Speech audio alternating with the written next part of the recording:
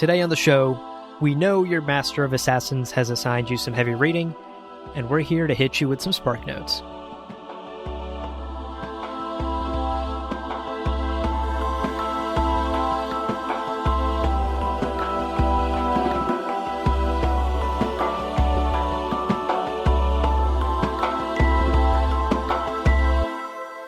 Welcome to Gom Jabbar, your guide to the iconic world of Dune.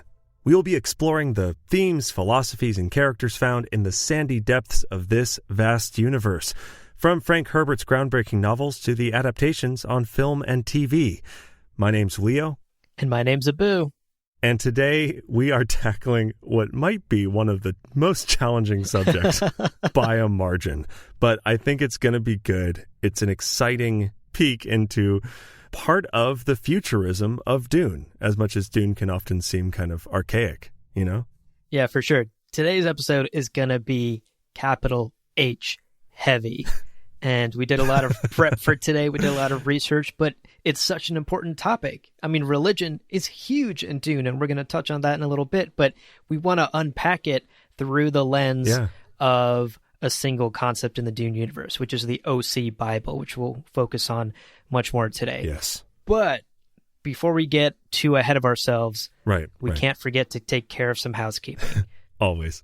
So first and foremost, today's episode was a listener suggestion, not from one of our dear listeners, what? But from two of our wonderful listeners. So huge shout outs to Drew Bagley and Ronald Innes, I think. Probably. Sorry, Ronald. Yes. Thank you, Drew and Ronald. Amazing idea.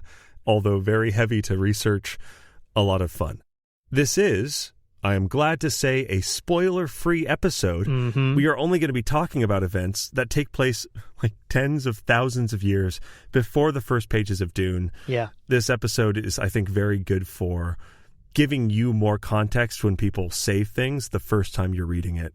Right. Totally agree. I would go so far as to say that this episode is maybe one of the foundational ones that will help you understand and appreciate Dune even more, either on your first read through or on your second reread. Yeah. A couple of our episodes, including our first timeline two-parter, are so essential to understanding Dune, whether you're new or you're jumping back in after a while. Today is one of those episodes. Agreed. But as always, we do want to remind you, just like Drew and Ronald, you can reach out to us and connect with us at gomjabarpodcast@gmail.com. Send us your episode ideas. Let us know what you thought about episodes we've released. We love to hear from all of our wonderful listeners. And if you have an episode idea, just like today, we might do it. Absolutely. Also, friendly reminder, final bit of housekeeping, our Dune Book Club. Dune Book Club. Book Club hype. Love books.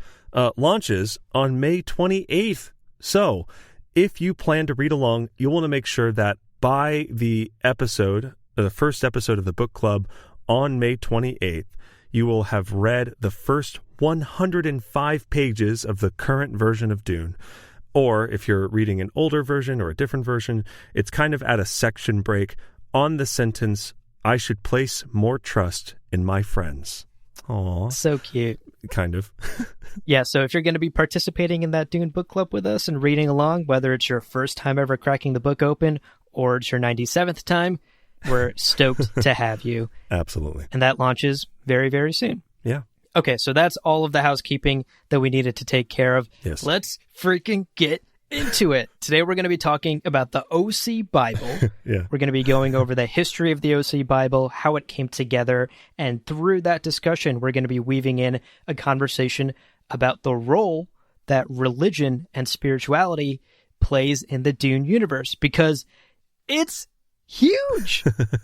It's huge. It's huge, yeah. If you can think of Dune as a house or some sort of building, the one single foundational pillar that is holding the entire damn thing up is the theme of religion. Oh, yeah.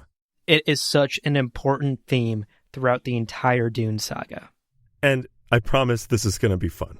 We're going to try to keep it light. Right. But it is, you know, as we explained the OC Bible, if you've read Dune already, you actually may not know some of this stuff because although the OC Bible is mentioned, and we should say it's the Orange Catholic Bible, not the Orange County Bible, because I went to college in like OC, and it's not the OC, it's Orange That's Catholic. a different Bible. It's we don't a different talk about Bible. That Bible is not mentioned in this book, I'm sorry to say. Yeah, no, the Orange Catholic Bible is mentioned really numerous times throughout the book. You know, it's for literally the first few chapters, you're already getting drops of quotes from it, and you actually see one, but it's never really central, and also it's never really explained. So classic. It's typical Frank, but it's really cool. And to your point, religion and tradition and how humans deal with these bigger questions is absolutely central to the story of Dune. And the more we kind of understand this, I think the better of a time we'll have going through this story together. So, yeah, we're going to be going into the deep into the history of the Orange Catholic Bible and religion in the Dune universe. Hell. Easy. Yeah. Welcome to Bible Studies 101. You thought you left that behind in Catholic school. It's back, baby. Yeah, plus like Zen Buddhism school and Quran school and all of the schools. Right. It's a journey. Oh, man. So let's talk about it. So, Abu, what is this Orange County Bible? No, Orange Catholic Bible. What is the Orange Catholic Bible? So I'm about to say a very long sentence, none of which will make sense, but I promise we will break it down. It's kind of the thesis. We'll explain it. Yeah. The Orange Catholic Bible was a religious text that attempted to combine all the major earth religions, released after a massive 7-year undertaking by the Commission of Ecumenical Translators after the events of the Butlerian Jihad. Need we say more? Thanks for listening, folks. We've explained it. We hope you enjoyed, and you now have a thorough and deep understanding of religion in the Dune universe. Just kidding. What does that even mean? Every other word in that sentence feels made up. Yeah. But we're going to break it down.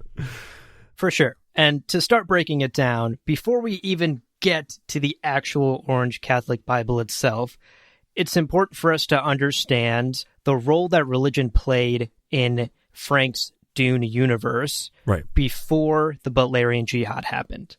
And what's interesting here is that there's not a whole lot of detail. So Frank isn't stating religions, right? He never actually says words like Islam or Christianity or Buddhism or Hinduism. He's intentionally vague about this part of human history.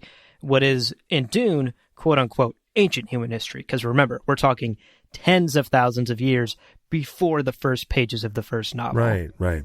So he doesn't actually name any religions. What he does instead, though, is he chooses to take concepts and terminology and words and phrases and kind of mashes them together into terms like Nava Christianity or Buddha Islamic or Zen Hegigansha. Nice, yeah. And these are basically religions in the Dune universe that have evolved from the religions that we in real life today know. And you can obviously see the roots. Buddha Islamic is just Buddhism and Islam smashed together. Right. So Frank isn't specifically talking about the religions we know today. These are sort of evolved versions with new names and new tenets and beliefs. Right.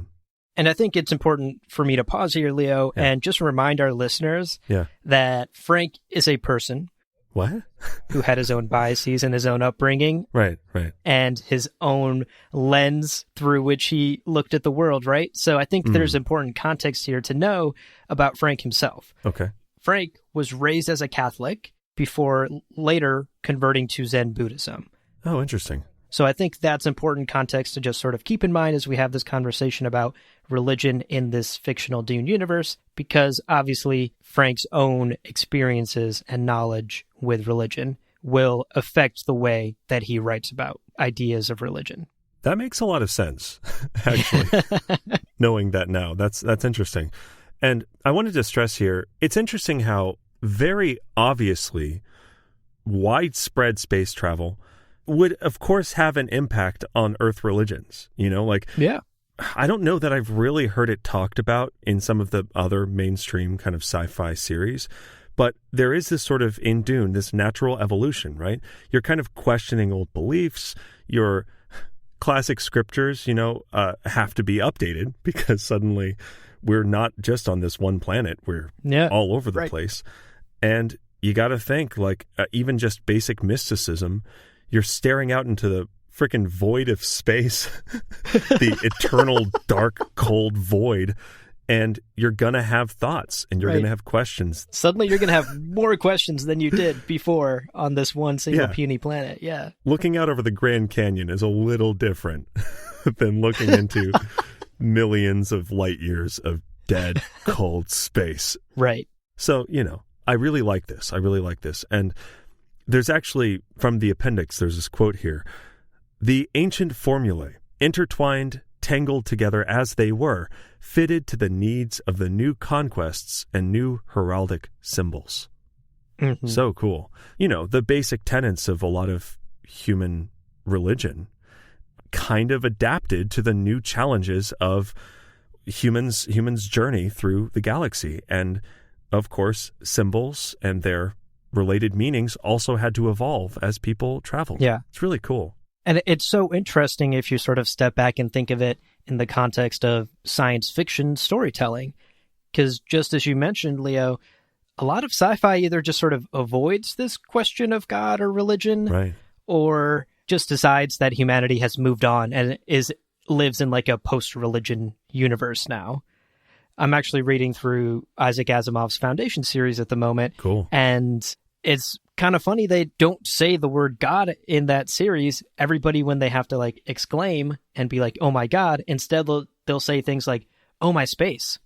And it sounds silly to our ears, but Asimov is like consciously making that decision that in his fictional future, right, humanity has moved past the concept of religions and gods. And I feel like a lot of sci-fi just does that to avoid this sort of tangled web of tackling religion.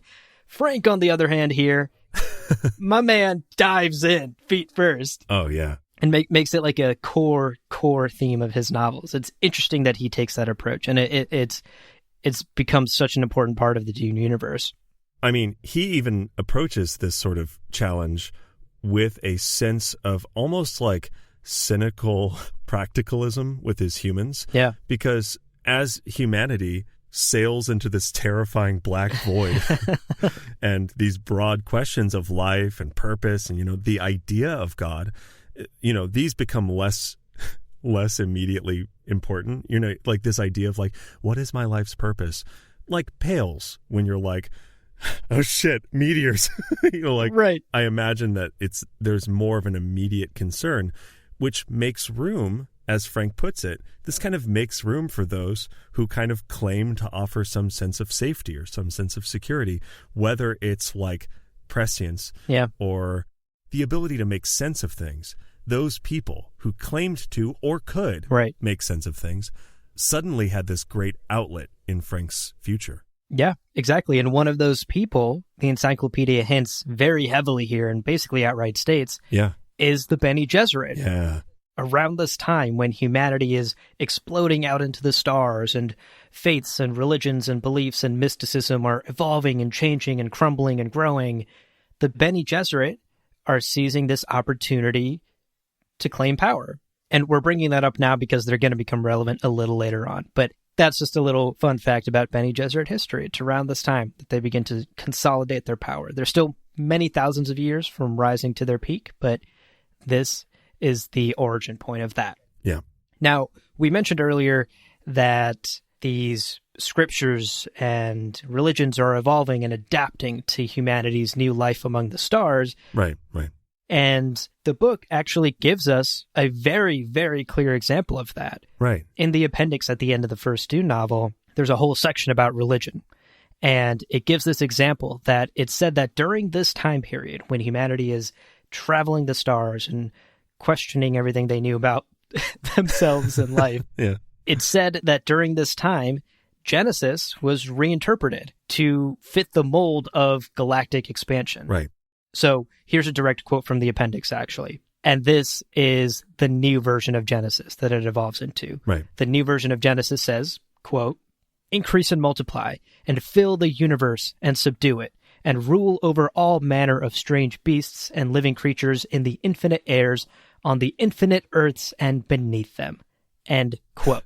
It's so interesting. Oh my God. That's crazy, because that's different from what Genesis says now in many versions of the Bible. Right. And to be totally transparent, I had to Google this. I wasn't raised Christian. Right. I was raised Muslim. So I Googled Genesis, and I was curious, what's the original quote of Genesis? And the quote is, when God placed Adam and Eve in the garden, he commanded them, be fruitful and multiply and fill the earth and subdue it and have dominion over all creation. And that's Genesis 1:28. I don't know how to say that. 1:28. Chapter 28? I don't know. think just 1:28. The people who know. Yeah. We're sorry, okay? We're sorry. So that is so interesting to me, that the words of Genesis are changed and adapted in the Dune universe to fit this idea that maybe we just don't fill Earth and we fill the galaxy. So it's really interesting. That's one very clear example of how religion in the Dune universe is evolving at this point. Right. There's all this change happening with the text already. I mean, there's just already change happening with people's faiths and the books and the organizations. And then we get this cute little event called the Butlerian Jihad, which is huge. And again, this is 2 generations, basically, of violence against machines or artificial intelligence. And this is the reason why there aren't computers in Dune, because any kind of machine made in the image of man or thinking machines become outlawed after basically a small sect of humanity gets roll violent. But this, again, kind of brings around this core concept that is absolutely at the heart of the Dune universe, which is, quote, man may not be replaced. Yeah. And, sounds good. Right. Again, if you were sympathetic to the artificial intelligence that we created and gave life to, it sounds a little exclusionary. It sounds a little bit like, okay, all right. But that's fine. And again, through this jihad, this Butlerian Jihad, people began reevaluating their rituals and beliefs. And many people who were complacent with the anti-machine crusades, the kind of anti-machine warfare, many people who were complacent with that weren't necessarily super down with effectively these like massive battles and slaughtering of millions and millions and millions of these machine life forms. A machine genocide. Yeah. It's a machine genocide. Yeah. And again, people would then question, because of this, their faith and their beliefs. And am I right? It's that sort of resounding cry when you're looking down on the battlefield. Yeah. It's a lot, but it makes a lot of sense. Yeah. And this is, once again, the second time that humanity is reconsidering their beliefs in Frank's universe. Right. The first time, as we talked about, was when humanity exploded it across the stars, and suddenly space was human domain. Right. Now the second time is when this bloodlust explodes across the stars, and we decide we no longer can trust or work with advanced, basically artificial intelligence. Our creations. And we destroy them and slaughter them, and many of them are arguably conscious beings. And we've talked about that in previous episodes. Yeah. How it really is, like, genocide is such an appropriate word. It's the wiping out of an entire subsection of human creation. Right. And of course, that's going to rattle people to the core. Right. And all of a sudden, for the second time in human history, and again, these events take place thousands and thousands and thousands of years apart. Like, this is not happening like back to back. Yeah. Like 2021, 2022. Like, this is happening very far apart. But once again, humanity questions their beliefs. Yeah. And once again, the Bene Gesserit are here to help. They're always there. They're always there. They're like, is that an opportunity to seize power? Oh, buddy. Did someone leave this out for me? Yeah. So this is now officially where the OC Bible comes into play. So with the subtle sort of encouragement and nudging from the Bene Gesserit, right, and a new group called the Spacing Guild, which formed after the Butlerian Jihad. We talked about that extensively in our timeline episode. Right. These two groups see an opportunity to seize power and shape the future of humanity. And so they nudge religious leaders across the galaxy to start meeting and start planning something that will eventually be known as the Orange Catholic Bible. So let's talk about the formation of the book itself. And to reemphasize here, we just covered a lot of events. We are still more than 10,000 years before the first pages of Dune. Yeah. So just to put that in perspective, think about all of the major religions in today, and how many of them are younger than that. So keep in mind as we're talking about this. Right. The stage is set, right? We have this soul-searching period, and these representatives from these major religions are gathered together. And initially the challenge is, okay, if we are going to sort of consolidate these massive ancient historical, religious tomes, if we're going to consolidate these books, we need to identify some core concepts. Like, what are the shared elements? And I'm sure if you're familiar with a few religions, you can probably come up with a few bullet points that kind of fit for each. Yeah. But you think about every religion on Earth that has then evolved further over the next, 15, 20,000 years. There's a lot. So they really settle on one universally common commandment, which is among all of the religions that they kind of sourced.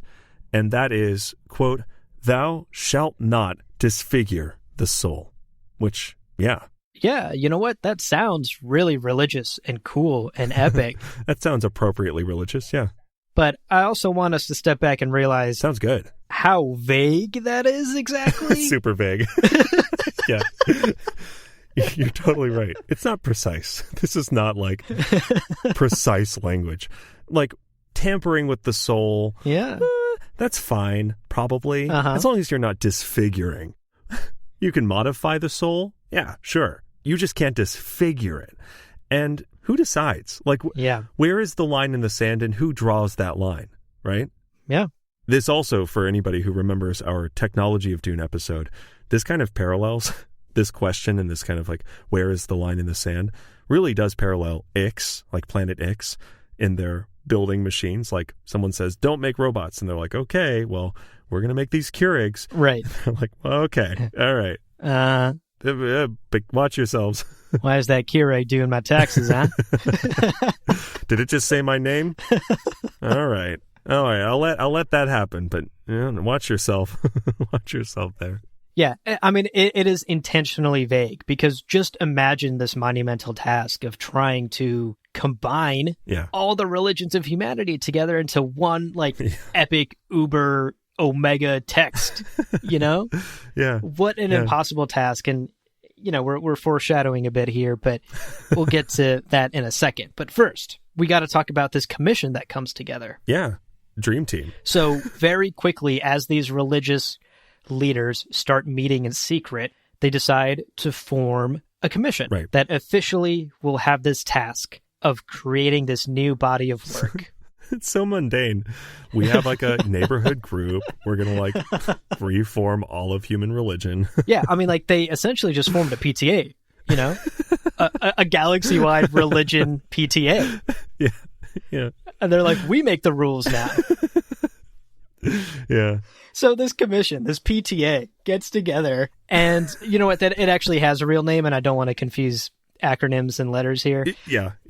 It's not a PTA. It's not a big religion PTA. The actual name of this commission is the Commission of Ecumenical Translators. Yes. And for short, that's just CET, and that's probably how we'll be referencing it going forward. I'm a voice actor, and ecumenical is still hard for me to say.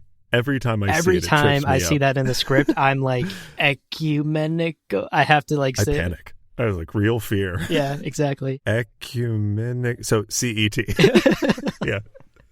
So the CET officially comes together. Yeah. And this commission actually consists of representatives from every single religion in the entire galaxy with at least 1 million followers. And Leo. Yes. That seems like a really small number when we're talking galactic scale. Yeah. planets of billions. Like a billion? Yeah. Sure. A trillion? Cool. Right. How many humans are we talking about spread across the galaxy at this point? It's crazy that there's representatives from religions with as small of a following on a galactic scale as just 1 million people. But they're here. They're represented in the CET. You got to think that they missed a few, you know? You got to think they missed a few, for sure. But I get the intention. And again, they're not going to brand themselves like, we got most of them. Right. Like, they're not going to be like, we got everybody who replied. They're going to say, we got everyone. Because if you didn't get the invite, you're not going to get the newsletter about this PTA's achievements. Yeah. Shouts to the religions with 900,000 followers at this point in human history. R.I.P. 900,999. They're like, what? There's the one guy that just converted yesterday, man. And they're like, Robert, why didn't you convert 2 days ago? Come on, man. We missed the... dang. Religious Robert, always just tasting different religions. Can't ever pick one. You know, searching his soul. It's that big space. It's really challenging him. Well, the CET is also doing a bit of soul searching here. Yeah. Because their goal from the onset here, and this is a direct quote from the appendix at the end of the first book again. Yeah. Their goal here is, quote, "We are here to remove a primary weapon from the hands of disputant religions. That weapon, the claim to possession of the one and only revelation." They've decided no one religion gets to claim that they have the truth. Yeah. That they are the thing that can save humanity. They're going to bring all religions together and combine them into a massive text that everyone can follow. And even just saying that out loud, I can't say with a straight face. It's going to work. Guys, it's going to work. I mean, it's a pretty good goal. Like, when you look back on how much blood has been shed by humanity over these sorts of arguments. For sure. You know, in an ideal world, we would all get along. And if it were so simple, maybe it would have happened. Yeah, if only. When we were all sharing a single planet and not 20,000 years. Yeah, I mean, look at our real-life human history and how many religious conquests and war and how much bloodshed there has been in the name of religion. You would think tens of thousands of years later, after more of that, right, people are kind of over it, or you would at least hope. And I think that's kind of the mindset the CET has going into this monumental project. So they basically assemble all of the books. They're like, bring them here, all of them. Make a pile. And some things needed to be extended, right? Like Genesis had some extended elements, right? Yep, some things needed to be like abridged and shortened, you know, like, oh, that's a wordy passage. Let's pare that down. We've got a lot to cover. Yeah. And some things needed to be reordered, you know, like maybe timelines didn't quite match up, and it's so much. Right. I really think of this as like, as I was reading this, I couldn't help but think of like the Snyder Cut. Like, this is the Snyder Cut version of every religion. It's like 840 hours long. Oh my God. It's like a weird aspect ratio. There's new music. Oh my God. It's great. It's super long. Yeah. It's super long. It's got a little bit of everything, but it's not completely satisfying to everyone. Yeah. Which is confusing. Yeah. That's so perfect. Jesus's armor redesign is wild. It got way spikier. It's crazy. Way spikier. Oh, man. That's such an excellent way to think of this. This is the Snyder Cut of all religions in human history. Yeah. And again, we keep saying these things with straight faces that sound impossible. Right. And the CET continues on this epic sort of odyssey to try and make this happen. It's going to work. Now, some of these changes that you mentioned, you know, shortening passages, right, adapting passages to fit the new mold of human life. Right.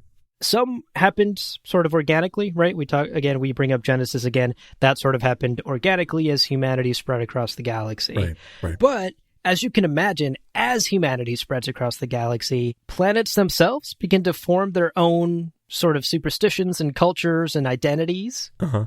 To the point where it can be quite difficult to unify one entire planet with billions of people. Right. And unify their culture under one religious umbrella with even its neighboring planet of a right, billion, multiples billions of people. Yeah.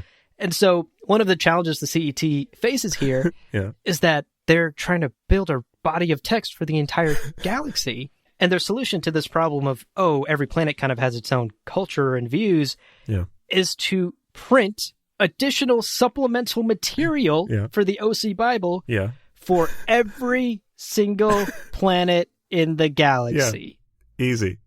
That is the solution they've come up with for the problem of multicultural identities across different planets and different sectors of the galaxy. And at this point, I'm exhausted just trying to explain their goal. Oh my God. Can you just picture the dumb looks on their faces as they went, yeah, that seems like a reasonable thing. Yeah. Can you imagine the intern who's like, oh my God, I have to write that? Yeah, that's absolutely the unpaid intern's job. They're like, have that on our desk by Monday, okay? It's like, how many planets are there again? Yeah. Oh, in the range of tens of thousands. Oh, no. So there's an OC Bible with a DLC pack just for Chitin. Oh, yeah. And then there's an OC Bible with a DLC pack just for Giddy Prime. And on and on and on. Gamont. For Gamont, you know? The DLC pack for Gamont is real fucking risque. It's huge. They have to amend a lot. You gotta adapt it to the culture. Yeah. It's incredible. You also might notice at this point... It's a monumental task. It's a monumental task, and they are not setting themselves up for success. No.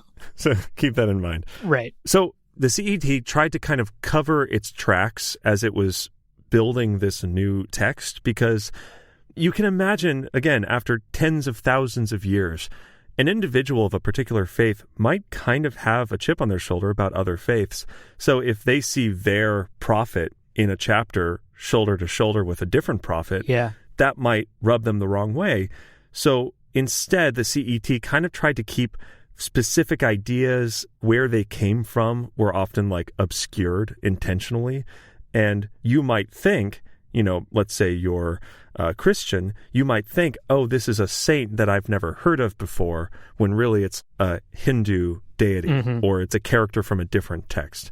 So they were sort of covering their tracks, which then also led to years later, this, and I'm going to say Azar book. That sounds right, yeah.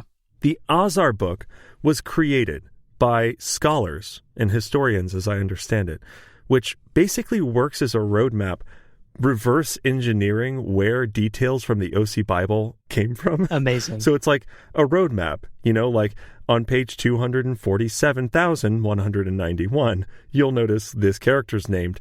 That's from esoteric Buddhism, Yeah. It's fascinating to think about this like really intense process to like hide all of your tracks. And then just a couple years later, someone's like, we should probably figure out where these things came from. It's insane. I will point out as a side note here, the encyclopedia goes into just insane detail here about this element. Oh my God. And I wanted to include it in this episode, but beyond the fact that it would just be a lot, and I think it would be overwhelming to hear about, if you are one to like nerd out about world religions, and maybe if you have like a background in understanding religious studies, I would actually really genuinely recommend check out page 557 of the Dune Encyclopedia. It's a ride, I think. Yeah. I got my degree in art. I don't know. It's I don't know. A very complicated page. Yeah, if you're really sort of fascinated by religion and history, the encyclopedia goes deep. Yeah. And basically explains parts of religions that the CET kept, parts that adapted, parts it let go of. Right. And it basically acts as like the Azar book. Right. Yeah. The encyclopedia is like, here's the roadmap to the OC Bible and what sort of quote unquote modern religions, which again are not our current earth religions. They're like Nava Christianity, Buddha, Islamic. Right. But kind of traces that lineage back and it explains that in super, super great detail. I think I speak for both of us, Leo, when I say like neither of us are religious scholars, and I wouldn't even feel comfortable trying to like explain that to our listeners. So if that's something you're into, highly recommend you find a copy of the encyclopedia and dig into that, because it's really interesting how detailed it gets. Now, the next big thing the CET had to sort of figure out was branding, baby. How do we market this thing? Yeah. What's its hashtag going to be? And they had to come up with a title. Yeah. And I mean, we've been saying what the title ends up being, which is the Orange Catholic Bible. Yeah. But I kind of really dig these alternate titles. They're hilariously unwieldy. They're like really quite bad, but kind of fun. And we have a quote here, right, from the encyclopedia? Yes. So this was their sort of brand strategy. Yeah. They were looking for, quote, a title, one that would be brief yet broadly descriptive, one that would reflect the ecumenical spirit without appearing narrowly exclusive. End quote. Okay. Sure. I can get behind that. Yeah. Sure. Let's find a title that hits all of those things. Leo. Yeah. What's sitting in the draft tweets for the CET account for those title announcements? Because there's some early drafts that are wild. Listen, I mean, I know you want to thumb through the Orange Catholic Bible, but wouldn't you prefer to kind of idly leaf your way through the millions of pages of the Qurangiana Zen Christian scriptures? Yeah. That just rolls off the tongue. Man, every night before bed, I read my Qurangiana Zen Christian scriptures, man. Oh my God, you said it so well. What the heck? You said it sounds reasonable. Every time I say it, I feel like I'm doing some crazy trick. Yeah, well, clearly the CET was on your side because they dropped that name. Okay. Didn't end up going with that one. Another one that they had as an option, and this one is maybe a little cooler actually, is Zen Christian Navakron. Oh yeah, I like that. Or maybe Navakoran, like Navakoran. Yeah, I think it's intentionally using the word Quran in there. I think it's intentionally using Zen and Christian and Nava. Those are all sort of words and terms with religious context. Yeah. That one's kind of cool. Yeah, I dig it. That's kind of cool. Yeah. But then, the Orange County representatives in the CET got their way, didn't they? Yeah. At the end of the day. The great grandson of some person from Orange County, California. Totally. Yeah. They got their way, They settled on the Orange Catholic Bible.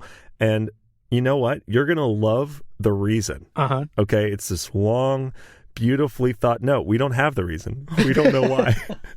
It's okay, I mean, Catholic, obviously, and Bible, obviously. The word orange here is noted in the encyclopedia to be the ancient word for a modern in Dune timeline word for the fruit, but no one's really quite sure why it's described as the Orange Catholic Bible. I don't know. It's dissatisfying of an ending, but like many things, and actually maybe this is more true to history, that oftentimes, you ask, I tried learning some Spanish, and I remember asking questions like, but why is it that way? And the answer is I don't know. It just is. It just always has been. Does it make sense to me now? No. Yeah. But is that how it is? Yes. Yeah. And so Orange Catholic Bible wins out at the end of the day. And that is the body of text that the CET officially releases. Yeah. And now we've mentioned a couple of times that this was a long process, that this was almost a insurmountable task that they set out for themselves. Let's put some actual numbers to that. Yeah. So the CET originally met and started this process. They were hyped. Yes. They were hopeful. They were ready to release this bad boy in 12 to 18 months, baby. Pretty good. Yeah. 7 years later, okay, they released the OC Bible to the galaxy. It takes them 7 years to create this massive body of work. Oh my God. And during that time, as you can imagine, the CET kind of becomes a laughingstock, or it becomes a point of anger for people who are like, what's taking so long, my guy? Yeah. And throughout the galaxy, one of two things happen. One, either jokes are made about the CET, they become the butt of jokes and mockery across the galaxy. People talk about how they cannot get this religious body of text made. There are troubadours composing songs, just absolutely dunking on them. Yeah, diss tracks.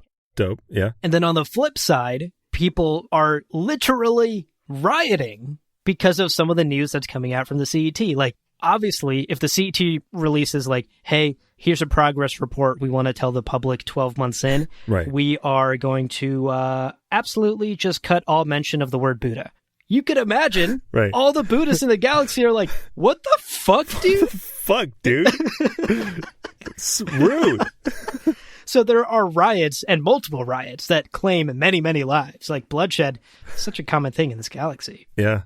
But these sort of like anti-ecumenism riots break out when obviously people are mad when the CET makes one choice or another, right? Like you're going to piss off one group of people no matter what choice you make there. Whether you rename everyone Buddha or you remove the term Buddha altogether, people are going to be mad. So this like epic 7-year saga takes place. Yeah. People are mad. There's riots. People are cracking jokes about the CET. Nobody actually thinks it's going to get done. It's very George R.R. Martin is never going to finish his last book energy. Oof. You know? Yeah. Yeah. That's really the vibe I'm getting from this, if we want to kind of make a real world analogy. Oh my gosh, yeah. Some other statistics here that take place during this 7-year period. It's not an easy 7-year period by any stretch of the imagination. Crazy. Just a couple of things that happen internally at the CET. Yeah. 9 delegates die throughout this process and have to be replaced. And I'm sure that's a process, right? You got to interview the candidates. People got to vote. Sure. People got to approve salaries. And these 9 folks have to be replaced during this process. Okay, sure. Sure, yeah. 20 other delegates were recalled for one reason or another. You can imagine there were probably accusations of bribery or someone's sex scandal came out. Yeah. Like 20 other delegates had to be recalled throughout this 7-year period. And this last one's crazy. It's only one delegate that did this that we know of. Yeah. But there was one delegate that committed suicide by stealing a space frigate and driving it into the sun. Wow.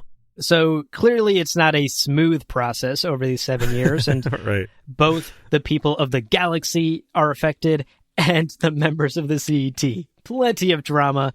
I desperately want to watch the Succession TV show about the CET politics, the internal politics taking place. All right, we're going to keep dragging our way through this material, but first, we're going to take a quick break. So, okay, take a moment, breathe. Insane. That was a lot. That was a lot. The book is formed, 7 years, rough period. Yeah. At least one star-related death. Many riots. People are upset and or amused. Again, interns are upset that they have to print pamphlets for every one of tens of thousands of planets. I get it. It's a rough work day. Yeah. So let's talk about how much worse it got when the book finally came out. You thought it was over after 7 years. You thought you released your Snyder Cut to the universe and you were vindicated. Oh, no. No, sir. And everyone suddenly loved the DC canon. No. So the Rotten Tomatoes score of the OC Bible was low. It was not great. It was a negative Rotten Tomatoes score. Somehow hated it. People hated it. People were not happy. Yeah. And the books were delivered. I mean, they're shipped out. And, you know, the encyclopedia says there was a weird sense of calm, like we finally did it, you know, and it's being printed out and then it's being shipped out, you know. And within 2 months of the book delivering, 18 of the CET delegates who orchestrated the whole thing, they were killed for their participation in writing this book. Oh my God. And I get it. It's religion. It's close to people's hearts and souls. But that's a bad book review. That is, when you like go out of your way to like track down some of the people. Yikes. Yikes. That is tough. And within the next year, 53 more of them basically formally recanted or like said, never mind, that book was a mistake. It's not good. I'm not part of it. I don't like it. Oh my God. It's not me. Yeah, I mean, sticking with our Snyder Cut analogy there, imagine if massive parts of that production crew was like, take my name off the credits, dude. Yeah. Like, I want nothing to do with this anymore. I mean, kind of David Lynch with the 1984 movie, right? Right. David Lynch not wanting his name attached to that movie. Part of the CET, David Lynch. Part of the CET. Confirmed. Crazy. Yeah. So the reception here, to say the least, is bad. Bad. People are not fans of the OC Bible when it comes out. Right. But what are the critics saying? I mean, the audience score, as we've established, is negative. Yeah, it's bad. But maybe the critics see the value of the OC Bible. Yeah. Kind of. Kind of. We have 2 quotes here from the encyclopedia. of what the critics had to say about it. Right. One quote here is, quote, "They had sharpened the moral imperatives that come out of a religious conscience," end quote. Yeah. Now, that's a short quote, but it's not negative. Yeah, it's not negative. That's a positive thing to do, right? Sharpening this moral imperative, like taking the morality of religion and bringing it into focus. That's a good thing that they probably achieved. Yeah, hell yeah. Now, another quote, this one a little less favorable, Yeah. from another critic in the galaxy, says the OC Bible was, quote, "a work produced by the hubris of reason." That one, again, not exactly a lynch mob. It's not literal murder. Okay, so it's not literal murder. It's not literal murder. Yeah. But it's also not a glowing review of this epic thing the CET set out to do. I mean, it's basically saying you tainted religious beliefs with too much reason. Yeah. You know, like you thought about this too much, which I can imagine is a fair criticism after 7 years of thinking and debating. Yeah, no kidding. So basically the critics were a little less harsh on the OC Bible, but the people of the galaxy, they wanted nothing to do with it. In fact, they basically immediately demanded an authorized revised version. But, like, can you imagine? Release the other Snyder Cut. Release Snyder Cut 2 after 7 years. And also that you just murdered some of them because you didn't like it. And also a bunch were like, I wasn't part of that. I don't want to be part of that. That there was the one guy who drove into the sun. This isn't going to happen, guys. No. This is a futile demand to be like, do it again. Right. And it doesn't. No, it doesn't happen. To be clear, like there is no revised version of the OC Bible. It is what it is. The CET has released what it has released upon the galaxy. And, you know, obviously, as we have made clear at this point, the OC Bible was not a home run for the CET. Not quite. It's not going to win them any Emmys or Oscars, whatever the religious version of those are. Peabody's? Something? I don't know. But to its credit, as controversial as it was when it released, it did reawaken a new interest in religious issues across the galaxy. Yeah. And you put it wonderfully in our script here. It was trending on galactic Twitter, baby. Oh, definitely. Yeah. Top of the charts. Yeah. And look, at the end of the day, even bad press is still press, right? That's true. Hey, it's true. People are talking about this thing. It is creating a conversation. Yeah. It's mostly dunking on it, sure. Right. But it's getting press across the galaxy. And there's sort of a once again, sort of a new religious reawakening here. We've talked about galactic expansion being one awakening. We talked about the Butlerian Jihad being another. The release of the OC Bible and the epic, like, crazy odyssey that it took to release it was another point in human history where religion was reevaluated and humanity reconsidered their beliefs. Yeah, hell yeah. Now, the CET chairman, and I don't know how to say this, Toure Bomoko? Yeah. Tour? That sounds right. Tour Bomoko sounds right. It's spelled Toure. Yeah. So if you have an opinion on how that's pronounced, email us at gomjabarpodcast@gmail.com.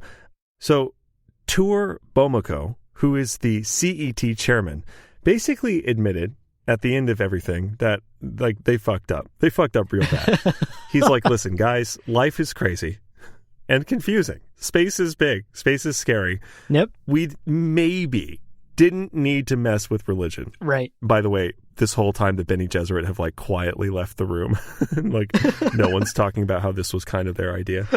He's like, we fucked up, all right? And people were not super happy with him admitting that they fucked up. Yep. They were like, yeah, you did. Yeah, I mean, he kind of sideswiped during his apology, though, too. Like, he was like, yeah, maybe we shouldn't have tampered with people's religions, but you guys kind of don't get it.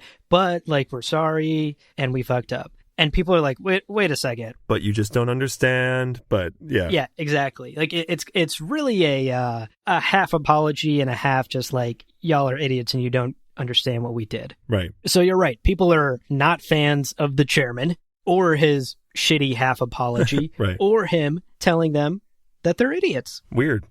So strange. So he has to run. He basically had to flee.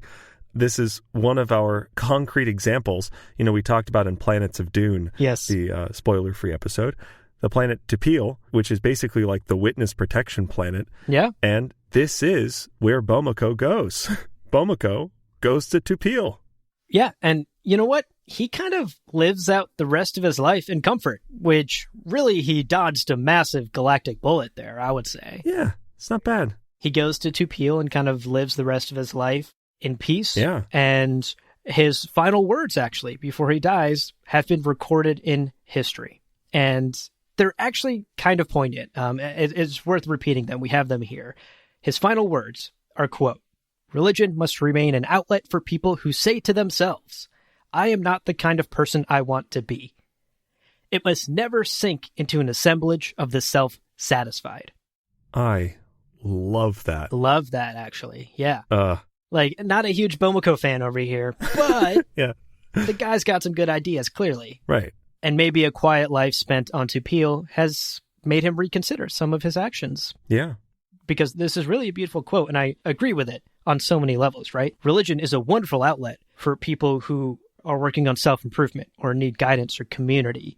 And this idea that it should never become a thing that people who are too self-assured, people who think they have all the answers, people who tell you, again, thinking back to the original goal of the CET, people who claim to have the answers to truth and revelation. That is not who religion is for. Just the word self-satisfied, like good enough. I'm good enough. Yeah. It's crazy to me how at the core of Dune, this is as well, this idea of stagnation. Yeah. It's not about stagnation. Always be changing, evolving, growing. There aren't many faiths out there that are like, you know what? You're great. Just keep it up. You're killing the game. Don't do anything special. Just do whatever you want. You're fine. Exactly. I really appreciate that. Right. And you know what? For someone who oversaw this kind of 7-year disaster resulting in a book that everyone hated, you can do a lot worse for final words, Yeah. Good for Bomako. Yeah. Yeah. Good for Bomako. I really do love that quote. And actually, our boy Bomako got the last laugh, baby. Yeah. Because 90 generations after the release of the OC Bible, again, remember, we're talking thousands of years before the first pages of Dune. Right. 90 generations later, in the time of those first pages of Dune, in the time of Paul, at the start of the book, the OC Bible and the commentaries that go along with it, the supplemental DLC, are standard and accepted throughout the galaxy. Yeah. They survived, and people came around to it. And I can just hear Bomako laughing in his grave on Tupil. He won, baby. He won. And, there is a sort of sense that people find help. They find aid in the texts. Right. Even if it didn't accomplish its goal of, uniting humanity and disarming the tools of religions against one another. Very clearly it didn't do that. It did become sort of a buffet of, you want a little bit of Buddhist philosophy? Go to the OC Bible. You want a bit of, Hindu philosophy and Hindu religion? Go to the OC Bible. You can go there for kind of anything you're feeling. Right. And use this kind of really well-intentioned book to find comfort in what is undeniably a terrifying universe where you're jumping around planets and... Yeah. I mean, it's almost plug and play, right? Yeah. All religions are interpreted by flawed humans in ways that work for them, right? And this idea that there's this one single book, like you've said, if you're someone who's really looking for that thing in your life, that hole in your heart that can be filled by Islamic scriptures, the OC Bible's got it, baby. Yeah. If you're someone who desperately needs specific Catholic teachings, the OC Bible's got it for you. There's something for everyone in there. And you can imagine that after that initial sort of rejection of the OC Bible when it came out, over the next thousands of years, people came around to it and suddenly saw something in that text that spoke to them. Yeah. Because that was kind of the goal. The text was supposed to speak to everyone. No kidding. And, QED says the CET. That's a little math joke out there, baby. So, as we wrap up, as always, let's ponder a bit. Let's throw a question out there. Abu. Yeah. If you were on the CET, first of all, I got my fingers crossed for you. I hope you make it out. Right. What sort of like batshit crazy rule would you try to sneak into the OC Bible? Like what little like asterisk would you toss in just to really get a giggle in? Yeah. Well, I thought about this question, and we just talked about how there are parts of the OC Bible that really speak to everyone, right? Right. I think I would try to sneak in something that would really speak to me, and that would be this. On Fridays, nobody works. Okay. And we all just watch our favorite anime. Okay. We order pizza. Dope. And we vibe out to old Kanye. Okay. Everything before Life of Pablo is acceptable. Life of Pablo is a bit of a gray area. Okay. We can talk about it. Okay. Everything after that is banned.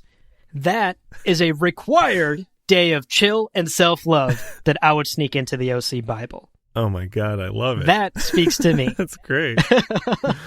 I really dig that. That's pretty dope. Okay, wait. Could we sub out, like, old Kanye's great, but I feel like there's some pretty good, like, could we do some, like, Childish Gambino? Is that permitted? Oh, of course. Yeah. I mean, like, anime, pizza, and Kanye are just allegorical in nature, right? Sub those out and interpret those in any way you choose. Like transubstantiation. Just the Childish Gambino in that moment is old Kanye. Right. Again, twist my words any way you want, dude. I don't care. I wrote this in the OC Bible because I just want you to chill and spend a day taking care of yourself. Oh my God, that's great. So that would be my little addition to the OC Bible. What about you?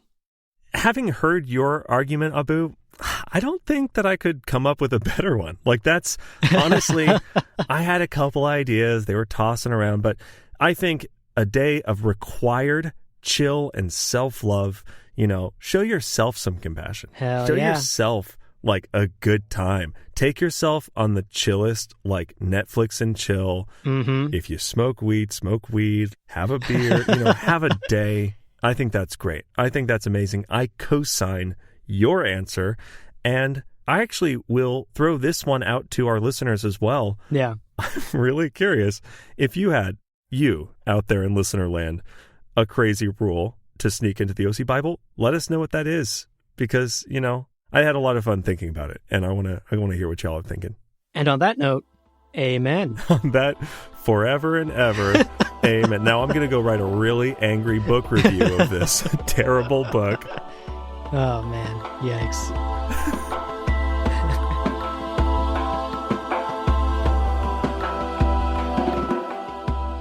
Well, friends, there is no real ending. It's just the place where you stop the recording.